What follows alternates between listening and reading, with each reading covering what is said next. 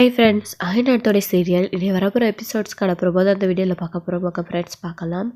இப்போது இங்கே சோழன் வந்துட்டு காலையிலே தூங்கி எந்திரிச்ச உடனே பாடுன்னு படுத்துகிறாங்க நம்ம பாண்டியன்னு. சோழன் நைட்டு ஃபுல்லாக அப்படி கட்டி பிடிச்சி உருண்டு பிடிச்சி சண்டை அடிச்சு போட்டு காலையில் எழுந்த உடனே டேய் வாடா வண்டி வாங்க கிளம்பலாம் அப்படின்னு விடாப்பிடியாக தொந்தரவு பண்ணி சோழன் வந்துட்டு பாண்டியனை கூட்டிக்கிட்டு போகிறாங்க.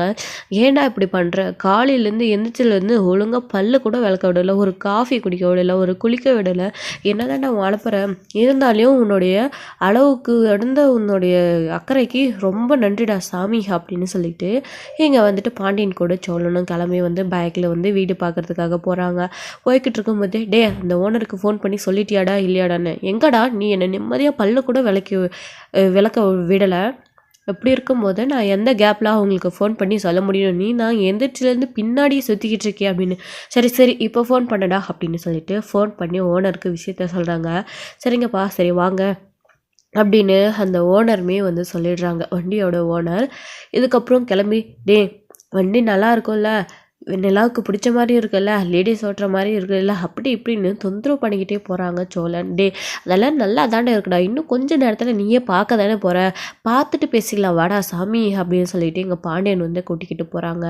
சரி இப்போது நேராக வந்துட்டு அங்கே போயிடுறாங்க. அங்கே போனதுக்கப்புறமா டே வண்டியோட விலை எவ்வளோடா இருக்கும் அப்படின்னு சொல்லிட்டு, நான் தான் சொன்னேன்ல அவர் அதிகமாக எதிர்பார்க்குறாரு அப்படின்னு சொல்லிட்டு, எப்படியாச்சும் பேசி கம்மி பண்ணி முடிச்சு விட்றா அப்படின்னு சொல்லிட்டு, சரி வா அப்படின்னு சொல்லிட்டு இங்கே போயிட்டு ஒரு வண்டியையும் பார்க்குறாங்க. பார்த்து அந்த வண்டியோட கண்டிஷன் எப்படி இருக்குன்னு சொல்லிட்டு பாண்டியனும் ஆல்ரெடியும் செக் பண்ணிட்டாரு. இருந்தாலும் இந்த சோழன் விடாமல் அவளை இன்னொரு முறை ஓட்டி காட்டுறா, எப்படி இருக்குது என்ன எதுன்னு பார்க்கலாம் அப்படின்னு சொல்லிட்டு எங்கள் பாண்டியனும் வண்டி வந்து ஓட்டி செக் பண்ணுறாங்க. இதுக்கப்புறம் சோழனுமே ஓட்டி பார்க்குறாங்க. வண்டி நல்லா தான் இருக்குல்ல, நிலாவுக்கு ரொம்ப பிடிக்கும் இல்லை அப்படின்னு சொல்லிட்டு, அதெல்லாம் பிடிக்கண்டா வண்டி நல்லா தானே இருக்குது அப்படின்னு.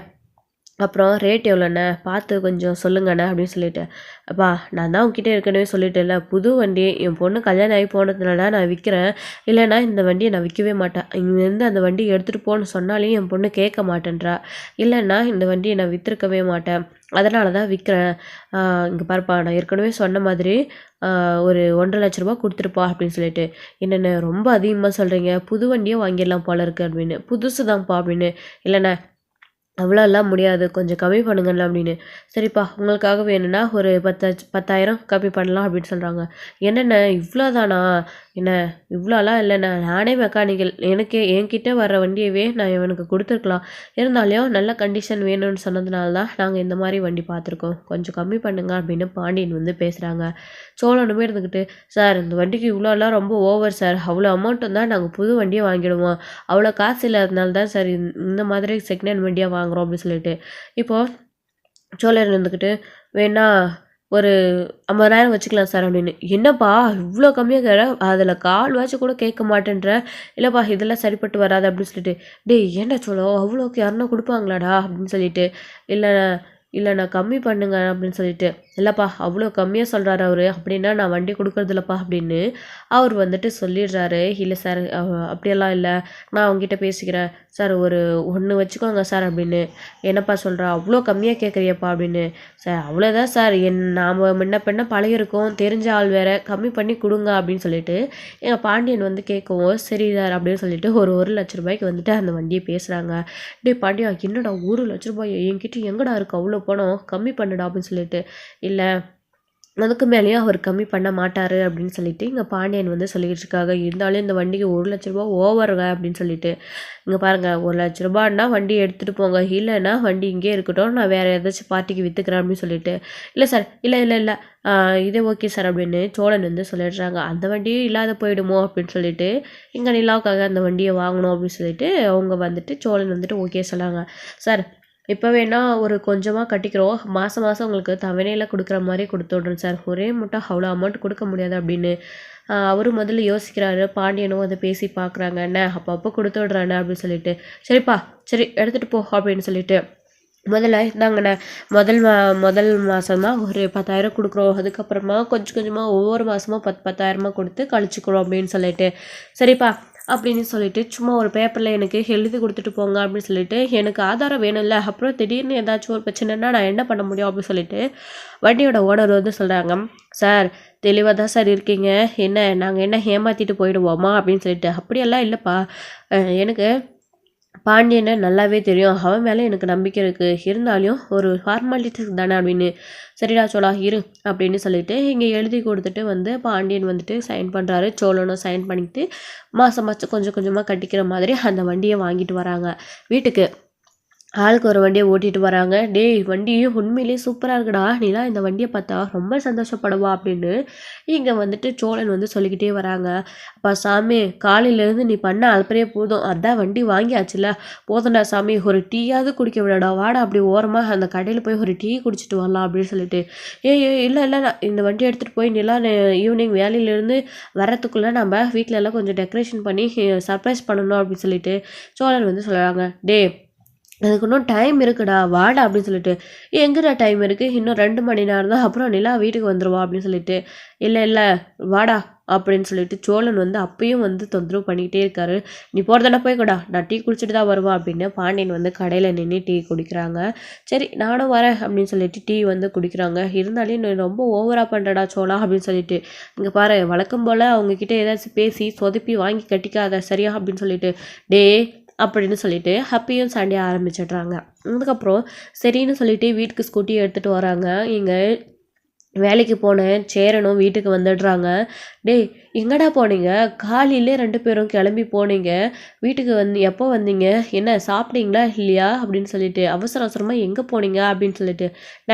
அது ஒன்றும் இல்லைண்ணா, ஒரு விஷயமா வெளியில் போயிட்டு வந்தோம் அப்படின்னு இங்கே சோழனும் பாண்டியனும் வந்து சொல்கிறாங்க. அதான் என்னடா அப்படின்னு. இன்னும் கொஞ்ச நேரத்தில் உங்களுக்கே தெரியும், வெயிட் பண்ணுங்கண்ணா அப்படின்னு. டேய் ஏதாச்சும் வழக்கம் போல் சொதப்பி வச்சுருக்கீங்களா அப்படின்னு சொல்லிட்டு. அண்ணா அதெல்லாம் ஒன்றும் இல்லைண்ணா அப்படின்னு சொல்லிட்டு பல்லவனும் என்ன ஏதுன்னு கேட்குறாங்க. அவங்களுக்குமே எதுவும் சொல்ல மாட்டேன்றாங்க. ஸோ வீட்டில் வந்துட்டு அதாவது டெக்கரேஷன் மட்டும் பண்ணிக்கிட்டு இருக்காங்க. அந்த வண்டியும் ஆல்ரெடி டெக்கரேஷன் பண்ணி இங்கே சோழன் வந்துட்டு கவர் போட்டு கிஃப்ட் பண்ணுற மாதிரி வந்து ரெடி பண்ணி பாண்டியனும் சோழனும் மூடி வச்சுருக்காங்க. ஓகே இல்லை பக்கா இல்லை அப்படின்னு அவங்க 2 பேரும் பேசிக்கிட்டு ஆல்ரெடி அதை வந்து ரெடி பண்ணி வச்சுக்கிட்டு தான் வந்துட்டு வீட்டெல்லாம் டெக்கரேஷன் பண்ணிக்கிட்டு இருக்காங்க. யாருக்குமே தெரியாத பின்புறமாக அதுவும் மறைச்சி வச்சுருக்காங்க. ஸோ இப்போ என்ன ஏதுன்னு கேட்டுக்கிட்டே இருக்காங்க. யார்கிட்டையும் எதுவுமே சொல்கிறதே இல்லை. அதுக்கப்புறம் நிலாவும் வேலையிலேருந்து பல்லவன் போயிட்டு வெஸ்ட் ஸ்டாண்ட் வரைக்கும் கூட்டிகிட்டு வந்துடுறாங்க. அப்போது அணி வேலையெல்லாம் எப்படி போச்சுன்னு பல்லவன் ஒரு பக்கம் கேட்டுக்கிட்டு வர. அதெல்லாம் ஓகே தான்டா பல்லவா அப்படின்னு சொல்லிட்டு. அப்புறம் தூரத்தில் நிலாவுக்கு வாசலில் வரும்போதே தெரியுது வீட்டிலலாம் இதை டெக்கரேஷன் பண்ணியிருக்காங்க அப்படின்னு சொல்லிட்டு. என்னடா பல்லவா இன்னைக்கு யாருக்காச்சும் பிறந்த நாளா என்ன அப்படின்னு சொல்லிட்டு. இல்லை நீ அதெல்லாம் ஒன்றும் இல்லை அப்படின்னு சொல்லிட்டு. அப்போ என்னடா வீட்டில் ஏதோ பலூன்லாம் கட்டியிருக்க, டெக்கரேஷன்லாம் பண்ணியிருக்கீங்க, யாரோடைய வேலை என்ன இதெல்லாம் வந்து நிலா வந்து பல்லவனை பார்த்து கேட்குறாங்க. அதுக்கு பல்லவனுமே சொல்கிறாங்க, இல்லை நீ என்னன்னு தெரியல, சோழனும் பாண்டியனும் தான் ஏதோ பண்ணிக்கிட்டு இருக்காங்க, என்ன ஏதுன்னு கேட்டால் சொல்ல மாட்டேன்றாங்க, அண்ணி வரட்டும் அது சர்ப்ரைஸ் அப்படின்னு, உங்களுக்காக தான் அண்ணி வெயிட்டிங் அப்படின்னு. எனக்காகவா என்னன்னு தெரியல, இன்னைக்கு என் பர்த்டே கூட இல்லையே அப்படின்னு சொல்லிட்டு. தெரியல அண்ணி, சேரண்ணன் கூட எவ்வளோ தடவை கேட்டு பார்த்துச்சு, ஆனால் வீட்டில் யாரும் சொல்லவே இல்லை, என்ன ஏதுன்னு பார்க்கலாம் வாங்க அண்ணி அப்படின்னு சொல்லிட்டு இங்கே பல்லவன் வந்து சொல்லிட்டு வீட்டுக்கு போகிறாங்க. வீட்டுக்கு நிலா உள்ளது வந்த உடனே, வாங்கங்க வேலைக்கு போயிட்டு வந்துட்டிங்களா, ஏங்க இவ்வளோ லேட் ஆகுது, இனிமேல் இந்த மாதிரி உங்களுக்கு லேட் ஆகுது, நீங்கள் சீக்கிரம் வந்துடுவீங்க அப்படின்னு சொல்லிட்டு சோழன் வந்து சொல்கிறாங்க. உடனே பாண்டியன் வந்துக்கிட்டு, டேய் நீ சர்ப்ரைஸ் சொல்லிவிடுவோம் போல இருக்கு இப்போவே அப்படின்னு சொல்லிட்டு, வாங்க வாங்க உள்ளே போய் கை காலில் அலுமிட்டு வாங்க அப்படின்னு சொல்லிட்டு ஃப்ரெஷ்ஷப் ஆகிட்டு வாங்க அப்படின்னு ஏங்க சோழன் வந்து சொல்கிறாங்க. என்ன நீ ஒன்றுமே புரியலையே அப்படின்னு. தெரியலடா பழப்ப பார்க்கலாம் இரு அப்படின்னு சொல்லிட்டு நிலா போயிட்டு ஃப்ரெஷ்ஷப் ஆகிட்டு வராங்க. இப்போது இங்கே ஓவர் பில்டப் பண்ணிக்கிட்டு இருக்கீங்க. முன்ன 2 பேரும் நேற்று என்னமோ அப்படி கட்டுப்பிடிச்சி புரண்டுக்கிட்டு இருந்தீங்க, ஒரே செகண்டில் பேசிக்கிட்டீங்க, காலையிலேருந்து எங்கே ஒன்றா போனீங்க, இப்போ வந்து இங்கே என்னடா அலப்புறம் பண்ணிக்கிட்டு இருக்கீங்க சொல்லுடா அப்படின்னு சேரன் ஒரு பக்கம் கேட்டுக்கிட்டு இருக்கேன். அதான் நிலா வந்துட்டாங்கல்ல அவ்வளோதாண்ணே சொல்லிடுறோம் அப்படின்னு சொல்லிட்டு, சொல்லுங்கடா அப்படின்னு சொல்லிட்டு கேட்டுக்கிட்டு இருக்காங்க. ஸோ இன்னொரு பக்கம் விஷயத்த சொல்ல வரலாம் அப்படின்றப்போ இங்கே நடேசன் ஒரு பக்கம் அவர் பாட்டுக்கு வந்து வெளியே பாட்டு போட்டு உட்காந்துக்கிட்டு கத்திக்கிட்டு இருக்காரு. என்னடா வீட்டையே ஏதோ அலங்காலம் பண்ணி வச்சுருக்கீங்க, என்னதான் முடிவு பண்ணியிருக்கீங்க, பாத்ரூம் கட்ட போகிறதுக்கே என் தம்பிக்காரன் வந்து இங்கே பிரச்சனை பண்ணிக்கிட்டு போனான், இப்போ என்ன பலூன்லாம் கட்டி என்ன வீட்டை இடிச்சுட்டு புதுசாக கட்ட போகிறீங்களா என்ன அப்படி சொல்லிட்டு. யோ வாயை கழுவியா முதல்ல, வீட்டெல்லாம் அலங்காரம் பண்ணி வச்சுருக்கோம், ஏதாவது நல்ல விஷயமா இருக்குன்னு தெரியாதா, வீட்டை இடிக்க போகிறீங்களான்னு கேட்டுக்கிட்டு இருக்க அப்படின்னு எங்கள் சோழன் ஒரு பக்கம் அவர்கிட்ட பிரச்சனை பண்ணிக்கிட்டு இருக்காங்க. நிலா இருந்துக்கிட்டே இப்போ எதுக்காக அவர்கிட்ட கோவப்படுறீங்க, நீங்கள் விடுங்க நான் அவர்கிட்ட பேசிக்கிறேன் அப்படின்னு. என்ன அங்கிள் என்ன அப்படின்னு. ஒன்றும் இல்லைம்மா ஒன்றும் இல்லை அப்படின்னு நடேசன் நிலாவை பார்த்தது பயந்துட்டு அமைதியாகிடுறாங்க. இப்போது அவங்க ஏதோ சொல்ல போகிறதா சர்ப்ரைஸ் பண்ணுறதா பண்ணியிருக்காங்க. நீங்களும் வாங்க என்ன சொல்கிறாங்களோ பார்க்கலாம் அப்படின்னு. இல்லை நீங்களே போய் என்ன ஏதுன்னு பாருங்கள் அப்புறம் நான் வரேன் அப்படி சொல்லிட்டு. இப்போது சரிங்க என்ன ஏதுன்னு சொல்லுங்கள் அப்படின்னு சொல்லிட்டு நீங்கள் நிலாவை கூட்டிகிட்டு போய் கண்ணை வந்து கட்டுறாங்க. எதுக்காக இதெல்லாம் பண்ணுறீங்க அப்படின்னு சொல்லிட்டு நிலா வந்து கேட்டுட்ருக்காங்க. ஒன்றும் இல்லைங்க அதான் சொன்னல சர்ப்ரைஸ் அப்படின்னு வாங்க அப்படின்னு சொல்லிட்டு ஒரு கர்ச்சிப்பை எடுத்து வந்து கண்ணை வந்து கட்டி விடுறாங்க. அதுக்கப்புறமா பின்புறமாக போகிறாங்க. பின்புறமாக பார்த்து இறங்குங்க அப்படின்னு சொல்லிட்டு கூட்டிகிட்டு போகிறாங்க. அங்கே நிற்க வச்சு ஓகேவா கண்ணை ஓப்பன் பண்ணவா அப்படின்னு. இருங்க நானே ஓப்பன் பண்ணுறேன் அப்படின்னு சோழன் ஒரு பக்கம். இப்போ வெளியே வந்தது உடனே எங்கள் பல்லவனுக்கோ சேரனுக்கோ வந்து தெரிஞ்சிருது அது பைக் இந்த வண்டி தான் அப்படின்னு சொல்லிட்டு. என்னென்ன இது வண்டி தானே அப்படின்னு பல்லவன் வந்து பாண்டியன் கிட்டே கேட்கவும், ஆமாடா எப்படிடா கண்டுபிடிச்ச பல்லவா அப்படின்னு. பார்த்தாலே தெரியலையானே அப்படின்னு சொல்லிட்டு. சரிண்ணே இதுக்காக தான் காலையிலே அவசரமாக போய் ஹன்னிக்காக வண்டி வாங்கிட்டு வந்தீங்களா அப்படின்னு சொல்லிட்டு. ஆமாடா இவன் என்னை படுத்தி எடுத்துட்டான் வண்டியை வாங்குறதுக்குள்ளே அப்படின்னு சொல்லிட்டு இங்கே வந்துட்டு சோழன் ஒரு பக்கம் சொல்லிக்கிட்டு இருக்க. இதாவது பாண்டியன் ஒரு பக்கம் பல்லவன் கிட்டே சொல்லிகிட்டு இருக்க சோழனை பற்றி. இப்போது இங்கே சேரனுக்குமே அது என்னென்னு தெரிஞ்சிருது. கண்ணை ஓப்பன் கட்டி அவுத்து பார்த்த உடனே நிலா பார்க்குறாங்க. என்னங்க இது அப்படின்னு சொல்லிட்டு. ஓப்பன் பண்ணி பாருங்கள் உங்களுக்கே தெரியும் அப்படின்னு சோழன் வந்து சொல்லவும் ஓப்பன் பண்ண ஸ்கூட்டி. இதை பார்த்த உடனே நிலா ரொம்ப சந்தோஷப்படுறாங்க. என்னங்க ஸ்கூட்டி இருக்குது யாருக்குங்க பல்லவனுக்கா அப்படின்னு சொல்லிட்டு. ஏங்க பல்லவனுக்கு போய் ஸ்கூட்டி வாங்குவோமா அப்படின்னு சொல்லிட்டு. இல்லைங்க அவனுக்கு ஸ்கூட்டி எல்லாம் வாங்க மாட்டோம் அவனுக்கு வண்டி தான் வாங்குவோம். நான் ஆல்ரெடி பல்லவனுக்கு ஒரு பைக் வாங்கி கொடுக்குறதா சொல்லிட்டுருக்கேன். அவன் காலேஜில் மட்டும் முதல்ல பாஸ் ஆகட்டும் அதுக்கப்புறமா நான் அவனுக்கு வாங்கி கொடுத்துருவோம் அப்படின்னு பாண்டியன் சொல்கிறாங்க. அப்போ இது யாருக்குங்க சேரனனுக்கு அப்படின்னு சொல்லிட்டு. ஏங்க நீங்கள் தெரிஞ்சு இந்த மாதிரி பேசிகிட்டு இருக்கீங்களா இல்லை தெரியாத மாதிரி நடிக்கிறீங்களாங்க அப்படின்னு சொல்லிட்டு. இல்லைங்க நிஜமாகவே தெரியாது ஆனால் வண்டி நல்லா இருக்குது யாருக்குங்க அப்படின்னு சொல்லமோ உங்களுக்கு தாங்க அப்படின்னு சோழன் வந்து சொல்லவோ ரொம்ப சந்தோஷப்படுறாங்க. என்னங்க எனக்காகவா அப்படின்னு சொல்லிட்டு. ஆமாம் அவங்கக்கிட்ட ஏது போனோம் நேற்று கூட காசு இல்லைன்னு சொல்லிட்டு பிரச்சனை பண்ணிக்கிட்டு இருந்தீங்க. இப்போ வண்டி வாங்கிட்டு வந்திருக்கீங்க என்னங்க எதுக்கு தேவையில்லாமல் செலவு அப்படின்னு சொல்லிட்டு. ஏங்க அதை பற்றியெல்லாம் நீங்கள் ஏங்க பேசுகிறீங்க உங்களுக்கு வண்டி பிடிச்சிருக்குல்ல ஒரு ரவுண்ட் எடுத்து ஓட்டி பாருங்க அப்படின்னு. என்னங்க எப்படி சொல்கிறீங்க எனக்கு வண்டியே ஓட்ட தெரியாது அப்படின்னு. அதுக்கு என்னங்க நான் உங்களுக்கு கற்றுத்தரேன் அப்படின்னு. என்னங்க சொல்கிறீங்க அப்படின்னு. ஆமாம் நீங்கள் டெய்லி வேலைக்கு பஸ்ஸில் போய் பஸ்ஸில் வரீங்க இல்லையா அது உங்களுக்கு கம்ஃபர்டபுளாக இருக்காது. அர்ஜென்ட்டாக கிளம்பணும் அப்புறம் அவசரத்தில் வரணும் அதுக்காக தான் உங்களுக்காக ஒரு வண்டி வாங்கியிருக்கோம் அப்படின்னு சொல்லிட்டு. அதாவது வண்டி வாங்கியிருக்கேன் அப்படின்னு சோழன் வந்து சொல்லிக்கிறாங்க.